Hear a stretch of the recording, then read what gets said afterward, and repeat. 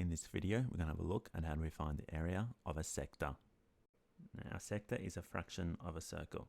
So if we have a look at a sector, you can see the curve outside, which is would have been part of the original circle, and the point up at the other end of the sector would have been the middle of the circle, and then the two lines coming out from the middle to the curved part are the radius of the circle. To calculate the area of a circle, we use the formula theta over 360, and theta is the symbol that we use for the angle that forms our point in our sector. And we're dividing it by 360 because we have 360 degrees in one angle. And then we times the answer to that by pi r squared, which is the formula for a normal circle. So the formula for a sector is theta over 360 times pi times radius squared. So let's have a look at an example of how do we calculate the area of a sector. So in the example, we want to find the area of the sector. Now before we do the calculation, let's make a note of the important information. And the two pieces of information we need to know to use the formula is the value of theta, or the value of the angle, which in this example is 60 degrees, and the value of the radius, which is equal to 1. So now that we have those two pieces of information, we can go ahead and calculate the area. And the first thing we need to do is write down the formula. So area equals theta over 360 pi r squared. So now we can go ahead and substitute in those values into the formula. So 60 over 360 times pi times radius squared. Now putting that into a calculator, we know that the area is going to equal 0.52, and we're round to two decimal places.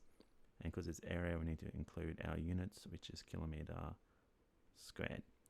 So the area of the sector in our example is 0.52 kilometers squared.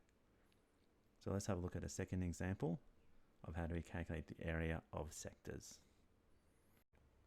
So in the second example, we want to calculate the area of the sector below, and the area of the sector below this time is a little bit larger. The sector is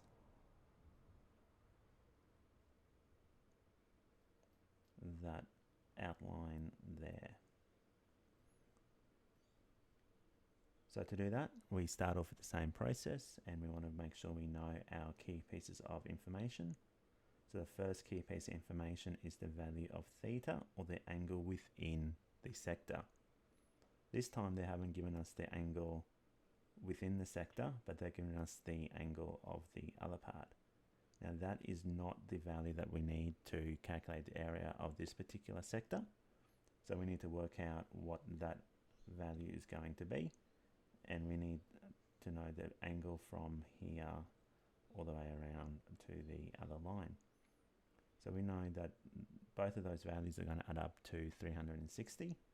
So to work out the value of theta for our example, it's going to be 360 minus 60, which equals 300 degrees. So now that we know the value of theta, we need to know the value of the radius, which is equal to 6 centimeters. We can go ahead and calculate the area of that sector. So the first step is to write the formula. So area equals theta over 360 pi r squared. Then go ahead and substitute in our values. So 300 over 360 times by pi times by 6 squared. And using a calculator, I know my area is going to equal to 94.25 centimeters squared. So the area of the sector shown in the example is 94.25 centimeters squared. And there are a couple of examples of how we calculate the area of a sector.